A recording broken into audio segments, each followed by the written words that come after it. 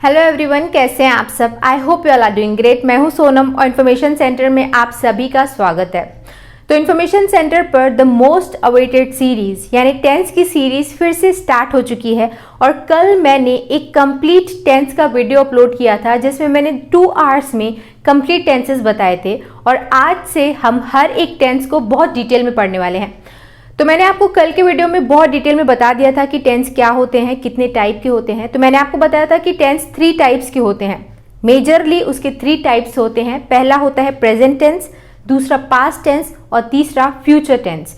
और मैंने आपको ये बोला था कि हर एक टेंस के 4 सब टाइप्स होते हैं, यानी हर एक टेंस के आगे के 4 टाइप्स होते हैं। जैसे प्रेजेंट के 4 टाइप्स होते हैं। कौन से? Present indefinite tense, present continuous, present perfect, present perfect continuous. और यही 4 टाइप्स पास्ट के भी होते हैं और यही 4 टाइप्स फ्यूचर के भी होते हैं। तो आज के इस वीडियो में हम प्रेजेंट का पहला सब टाइप यानी प्रेजेंट इंडेफिनिट टेंस को डिटेल में पढ़ने वाले हैं। हालांकि मैंने आपको पिछले वीडियो में ही सब कुछ बहुत डिटेल में बता दिया है, बट फिर से हम एक ओवरव्यू के तौर पर देख लेंगे कि प्रेजेंट इंडेफिनिट टेंस की पहचान क्या होती है, वो क्या होता है और उसमें अलग अलग तरीके के सेंटेंसेस कैसे बनते हैं। ये सारी एक्सरसाइज वीडियो के एंड में आप खुद करेंगे, trust me. So let's begin.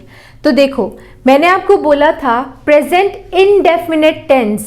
Indefinite tense के नेम से ही क्लियर है कि इसमें बातें या फिर एक्शन निश्चित नहीं है। इनडेफिनिट, डेफिनिट का मतलब क्या होता है? निश्चित। और इनडेफिनिट का मतलब क्या होता है? अनिश्चित। यानी जिसमें एक्शन अनिश्चित हो कि कब हुआ, पता ना हो, वहां पर प्रेजेंट इंडेफिनिट टेंस होता है। जैसे अगर मैं ये बोलूं कि मैं आपको पढ़ाती हूं, कब पढ़ाती हूं नहीं पता। ओके, ये एक्शन है जो होता है, हमें पता है। कब होता है नहीं पता, तो ये प्रेजेंट इंडेफिनिट टेंस है। और पास्ट हैबिट्स, कोई भी हैबिट को आप बताने के लिए बोलते हो। जैसे मैं रोज वॉक करने जाती हूँ, मैं रोज मार्केट जाती हूँ, या मैं डेली पढ़ाई करती हूँ। यानी अपनी हैबिट्स को बताने के लिए भी आप पास्ट इंडेफिनिट टेंस का यूज करते हैं।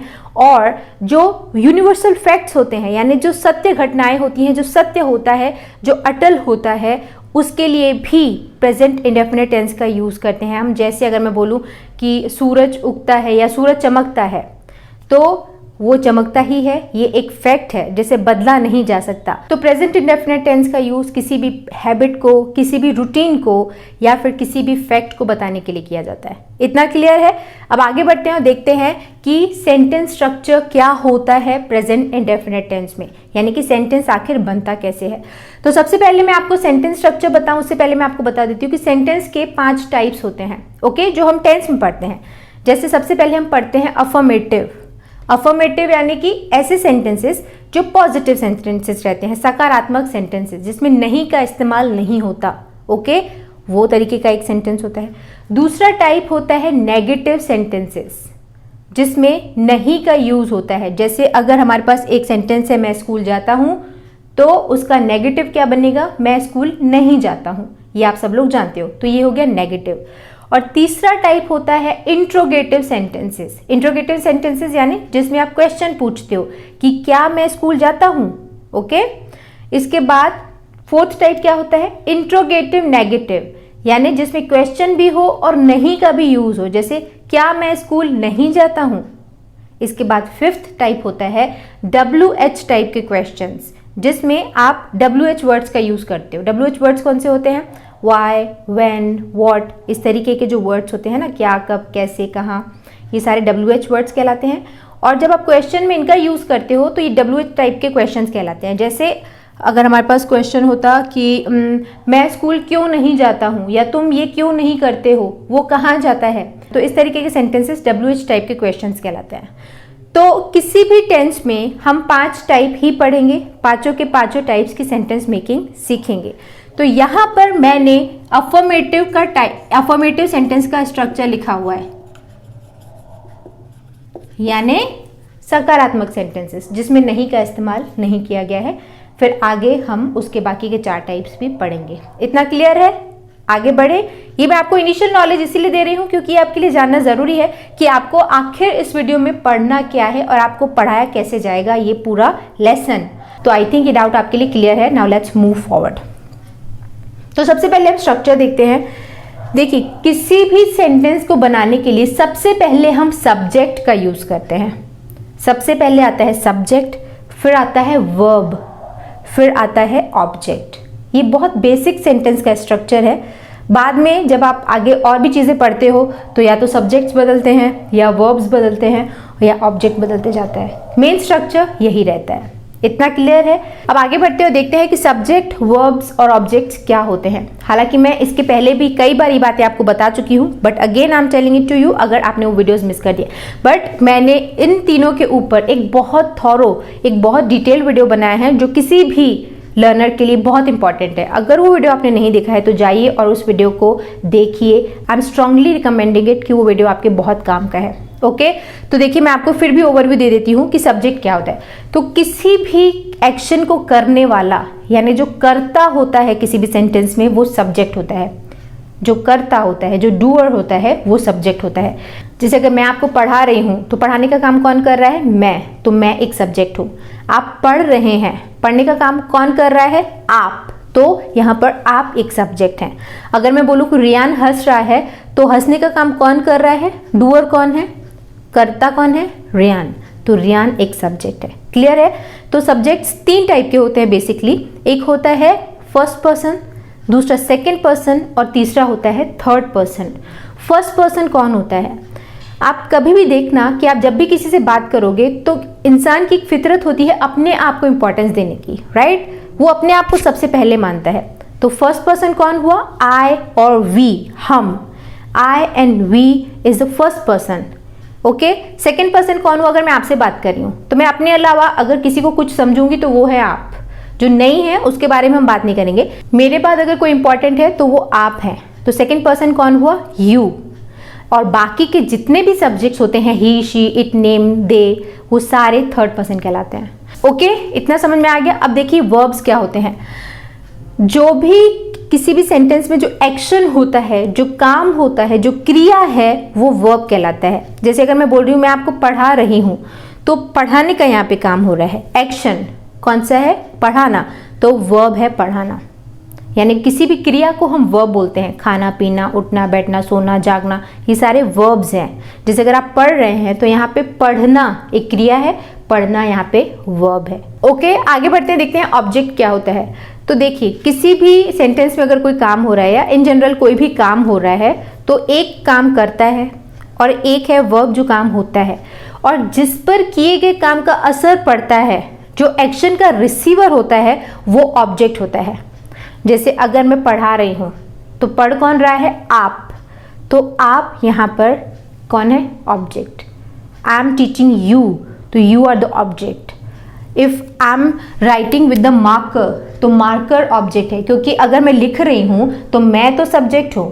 लिखना यहाँ पे वर्ब है और लिखा किससे जा रहा है? मार्कर से। तो मार्कर पर उसका असर पड़ रहा है। एक्शन का रिसीवर कौन है? मार्कर। तो ऑब्जेक्ट हुआ यहाँ पर मार्कर। क्लियर है? आगे आप और जब सारे टेंसेस पढ़ोगे तो आपको समझ में आ जाएगा। और मैंने जो आपको वीडियो रिकमेंड किया है वो आप देखिएगा तो आपको और भी आसानी होगी चीज़ों को समझने के लिए। ओके, आगे बढ़ते हैं। तो इतना आई थिंक नॉलेज आपके लिए क्लियर है। अब आगे बढ़ते हैं। देखिए, अब हमें बनाना है सेंटेंस। तो मैंने आपको अफर्मेटिव यानी जो सकारात्मक सेंटेंस है उसका स्ट्रक्चर मैंने आपको बता दिया है। सबसे पहले आएगा सब्जेक्ट, फिर आएगा वर्ब का फर्स्ट फॉर्म और उसके बाद आएगा एस या ईएस, फिर आएगा ऑब्जेक्ट। एस या ईएस क्या है वो आपको आगे मैं बताऊंगी। क्लियर है? अब देखिए, यहाँ पर सबसे पहले हमारे पास सेंटेंस है, बनाते हैं, ट्रांसलेट करने की कोशिश करते हैं, फिर अगर कोई डाउट आता है तो वो क्लियर हो जाएगा। तो सबसे पहले हमारे पास सेंटेंस है कि मैं स्कूल जाता हूँ। मैं स्कूल जाता हूँ। तो सब्जेक्ट कौन है? मैं। सब्जेक्ट है मैं, और मैं को हम क्या बोलते हैं? आई। ओके, आई। इसके बाद आना चाहिए वर्ब का फर्स्ट फॉर्म, जाना। जाना को हम क्या बोलते हैं इंग्लिश में? गो।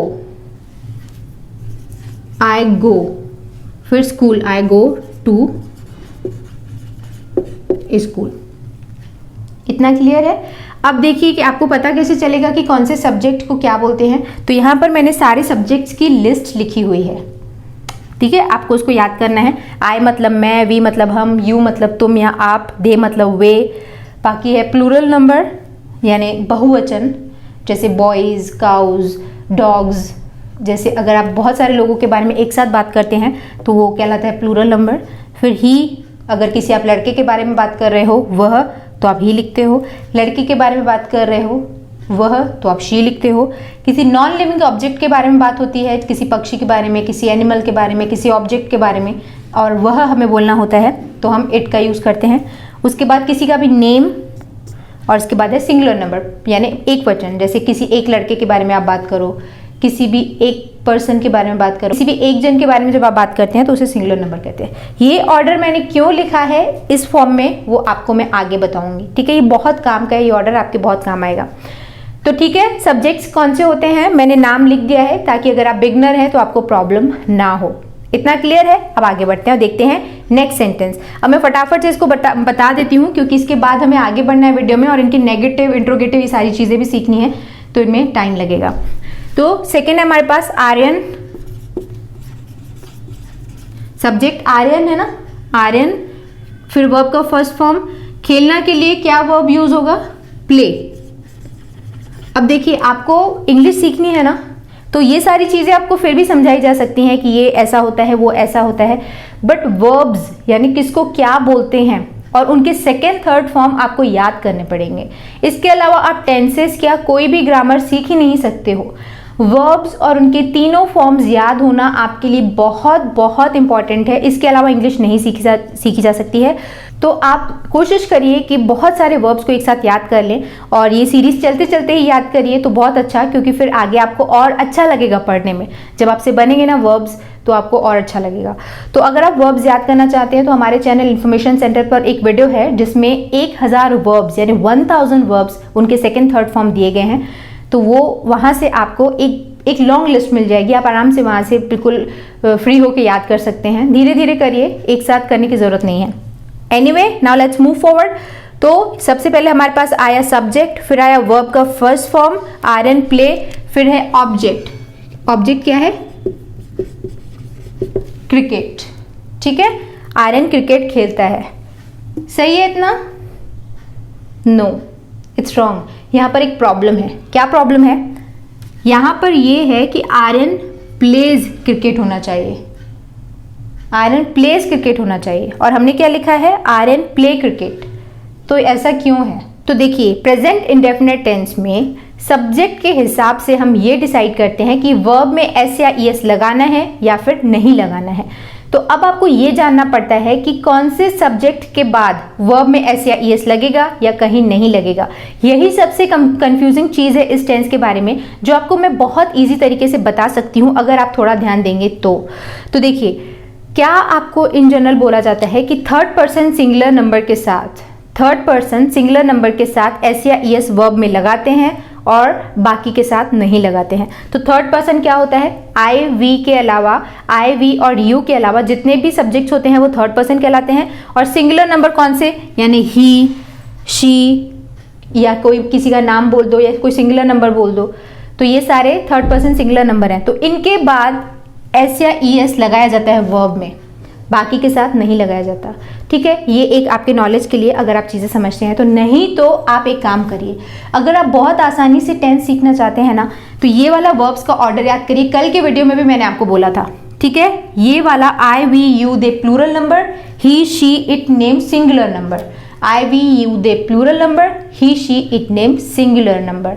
इसी ऑर्डर में सारे सब्जेक्ट्स को याद करिए, पूरे के पूरे टेंस आपको रट जाएंगे, ट्रस्ट मी। अब कल से भी मैं आपको यही ऑर्डर लेके ही पढ़ाऊंगी। तो अगर आपने ये ऑर्डर याद कर लिया, अगर आपने 20 to 25 टाइम्स बोल दिया तो ये ऑर्डर आपको याद हो जाएगा। और अगर ये ऑर्डर एक बार आपको याद हो गया तो समझ लीजिए आपने टेंस सीख लिए, ठीक है। तो अब क्या करना है? तो यहाँ पर जो हमारे पास पहला ग्रुप है, I we you they plural number, he she it name singular number, तो जो पहला ग्रुप है इसमें सब्जेक्ट के बाद सिर्फ वर्ब का फर्स्ट फॉर्म आता है, एस या ईएस नहीं लगाया जाता। प्लूरल नंबर मतलब बॉयज, विमेन, है ना, मेन, ज़्यादा लोगों के लिए अगर बात कर रहे हैं। इसके बाद ये जो सेकेंड ऑर्डर है, he she it name singular number, इसके बाद वर्ब का फर्स्ट फॉर्म आता है और उसमें एस या ईएस लगाया जाता है। जैसे अब यहाँ पर देखो, आर्यन था, आर्यन एक नेम है, राइट, आर्यन एक नेम है, ये इस ग्रुप से था, तो यहाँ पर हमें वर्ब में एस या ईएस लगाना पड़ा।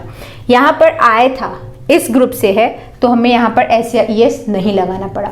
तो I, we, you, they plural number, he, she, it, name singular number, ये याद रखना। अगर आपने इसको याद कर लिया तो फिर टेंसेस आपको बहुत ईजी लगेंगे। क्लियर है इतना? आगे बढ़ते हैं।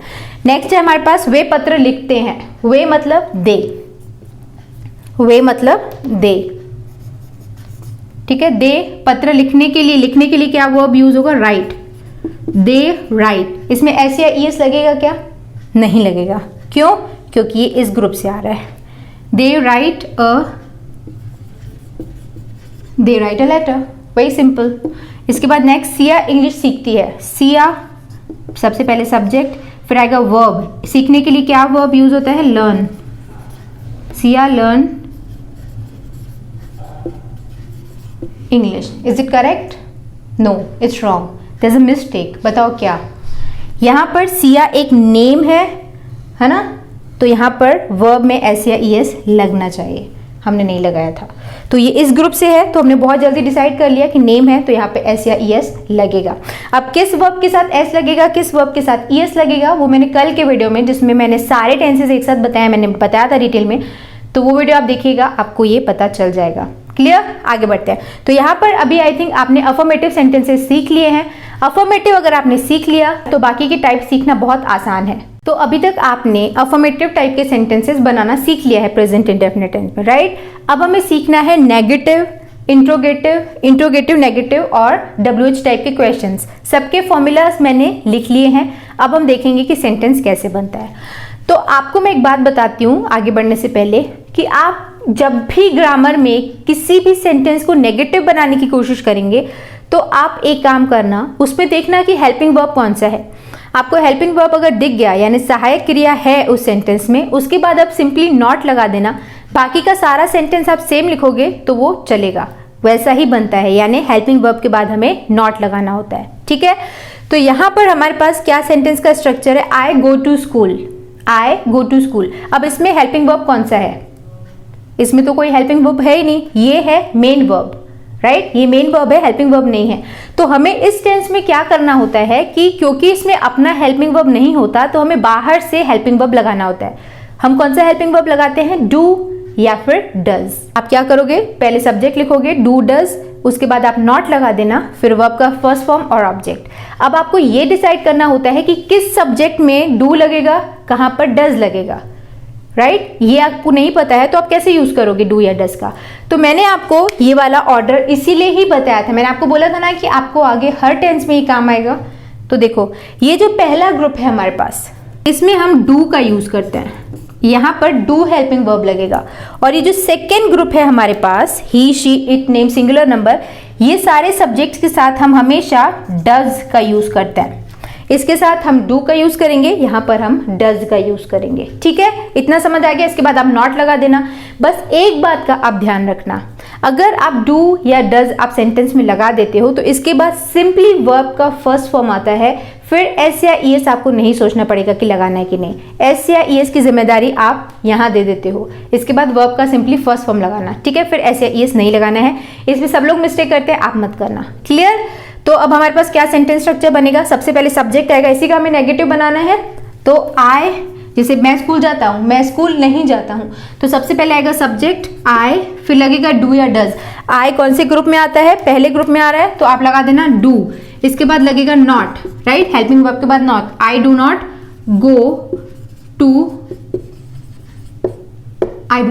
स्कूल। और यहां पर अगर हमारे पास ऐसा होता कि वह स्कूल जाता है, तो आप कैसे बोलते? He goes to school. He इस ग्रुप से आता है तो हम एस या ईएस लगाते ना वर्ब में, ही गोज टू स्कूल हो जाता। और हमें अगर इसका नेगेटिव बनाना होता तो हम लिखते ही does not go to school. अगर आपने डज लगा दिया तो वहां से आप वर्ब से एस या ईएस को हटा दोगे। सिंपल है इतना। ठीक है? अब आगे देखते हैं इंट्रोगेटिव। अब देखो, जैसे मैंने आपको बोला ना कि नेगेटिव बनाना है तो हेल्पिंग वर्ब देख लो, उसके बाद नॉट लगा दो, वैसे ही इंट्रोगेटिव में आप ध्यान रखना, हर एक टेंस में एक ही बात लागू होती है कि आप जो भी हेल्पिंग वर्ब है उसको आगे ला दो सेंटेंस के, बाकी का सारा सेंटेंस सेम लिख दो।